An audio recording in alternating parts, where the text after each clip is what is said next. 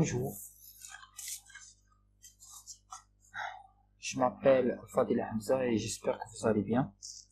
Je veux vous remercier pour votre encouragement. Vraiment, c'est une grande motivation de votre part qui va me pousser à faire de mon mieux afin de répondre à vous et à vous satisfaire. Bon, aujourd'hui on se retrouve pour un nouveau tuto. Aujourd'hui pour vous expliquer le cours de la mécanique des fluides, c'est la fameuse mécanique des fluides. Vraiment c'est très intéressant et très important, que ce soit pour les environnementalistes, les hydrauliciens, les gens qui font de la thermodynamique ou de la transfert de chaleur, et bien sûr pour les gens du bâtiment et génie civil. Bon,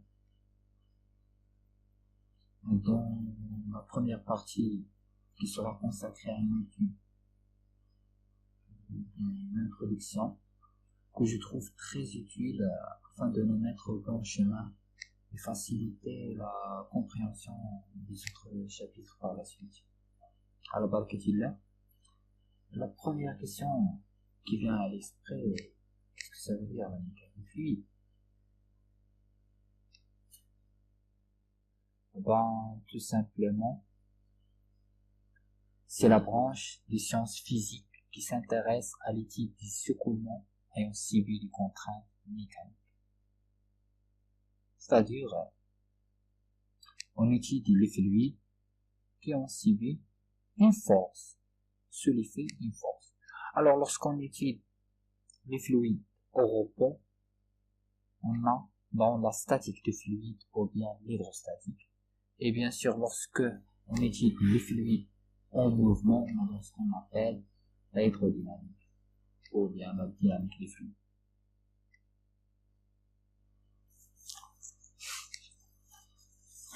Avant d'entrer dans le vif du sujet, je vous pose une question.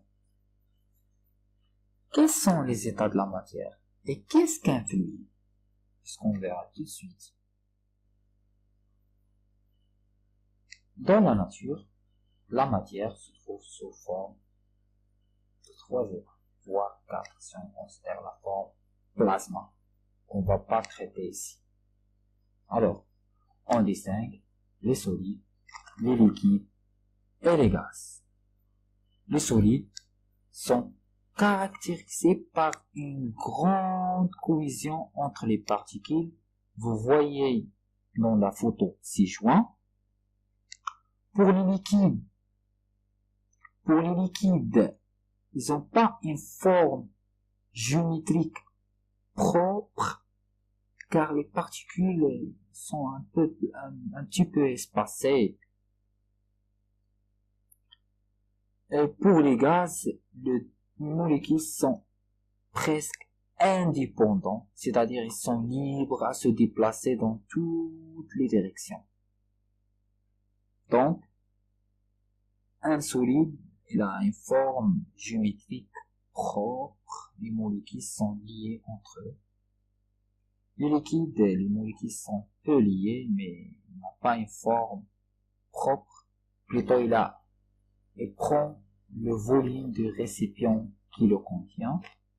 Les gaz sont très dispersés, ils n'ont pas soit un volume, soit une forme propre. Bon, dans la nature, on constate la transformation de la matière d'un état à l'autre. Je cite l'exemple de l'eau. On trouve l'eau sous forme liquide, sous forme gazeuse, la vapeur d'eau, sous forme solide, glace. La transformation de l'état liquide à l'état solide, appelée solidification, et de l'état solide à l'état liquide, appelé fusion, de l'état liquide à l'état gazeuse, c'est une vaporisation, de l'état gazeuse à l'état liquide, c'est une condensation ou bien liquéfaction, De l'état solide à l'état gazeux, c'est une sublimation. Et de l'état gazeuse à l'état solide, c'est une désublimation. Une sublimation. Après cette introduction, que je pense que la majorité d'entre vous la connaît, mais la répétition, comme on dirait, la répétition garde les informations en mémoire. On passe maintenant à notre propre cours. Le cours sera subdivisé en 4 chapitres. Un premier chapitre sera consacré à une introduction à la mécanique des fluides. Deuxième chapitre, on va étudier la statique des fluides. Le troisième chapitre, c'est pour la dynamique des fluides parfaits. Le quatrième chapitre pour la dynamique des fluides réels. Premier chapitre qui s'intitule l'introduction à la mécanique des fluides. On va commencer par des définitions, ensuite on va passer à des caractéristiques physiques des fluides et pour graver les informations, on va faire ensemble les exercices d'application. Qu'est-ce qu'un fluide? Ah ben, tout simplement, un fluide c'est un milieu continu, déformable, sans rigidité et qui peut s'écouler. Donc,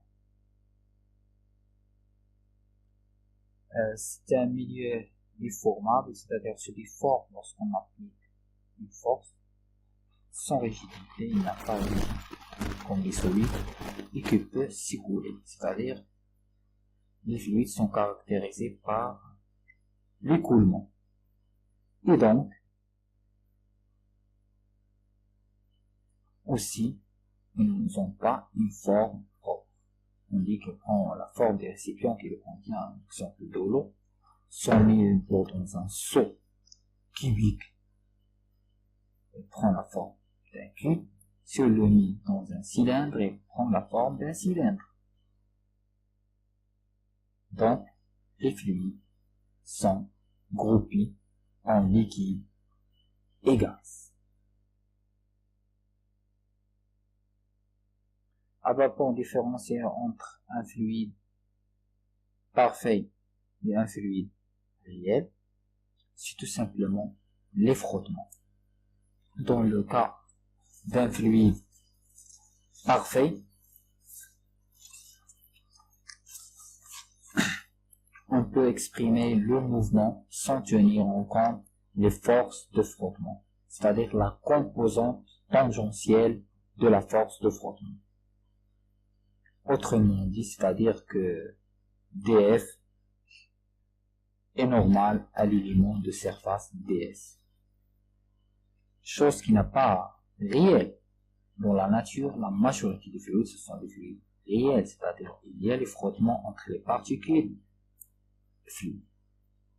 Donc on utilise le modèle de fluide parfait pour simplifier les calculs. Mais dans le cas de repos, il n'y a pas de force de frottement, donc un fluide réel en repos, c'est un fluide parfait. Pour différencier entre les liquides et les gaz, on va voir ce qu'on appelle la compressibilité. Qu'est-ce que ça veut dire? Un fluide incompressible, c'est un fluide dont le volume occupé par une masse donnée ne varie pas en fonction de la pression extérieure, comme le cas, c'est le cas des liquides. Exemple, on met de l'eau dans une seringue, on applique une force, c'est le même volume. Ce n'est pas le cas des gaz. Les gaz sont expansibles, c'est-à-dire le volume pour une même masse peut se diminuer ou augmenter selon la force appliquée. Maintenant, on passe à voir quelques caractéristiques physiques du fluide. La masse volumique, le poids volumique, la densité et la viscosité. Bon, la masse volumique, c'est tout simplement le rapport noté ρ. C'est tout simplement le rapport entre la masse d'un corps sur son volume. La masse en kilogrammes et le volume en mètres cubes. On peut noter aussi la masse volumique en grammes par centimètre cube. Si je vois quelques exemples de la masse volumique des corps, pour les liquides en jaune, pour les gaz en vert, je cite l'exemple de l'eau. La masse volumique de l'eau est égale à 1000 kg par mètre cube. Pour l'air, elle est égale à 1,3 kg par mètre cube. Ces valeurs sont prises à titre indicatif dans les conditions normales de pression et de température. Les conditions normales de pression et de température en physique sont une pression atmosphérique et la température est égale à 25 degrés C. Le poids volumique, le poids volumique, c'est tout simplement la masse volumique ρ fois l'accélération de la pesanteur. C'est-à-dire on multiplie la masse volumique par G. Le poids volumique exprimé en newton par mètre cube. La densité c'est une notation. Par définition, elle est égale à la masse volumique d'un fluide par la masse volumique d'un fluide de référence. C'est très simple. On met le rapport entre la masse de fluide par la masse de fluide de référence. Pour notre cas, la référence pour le liquide, c'est l'eau. Pour les gaz, c'est de l'air. Et on connaît la masse volumique de l'eau et de l'air. Donc, la densité, c'est un rapport de grandeur en même unité. Donc, c'est une grandeur sans limite.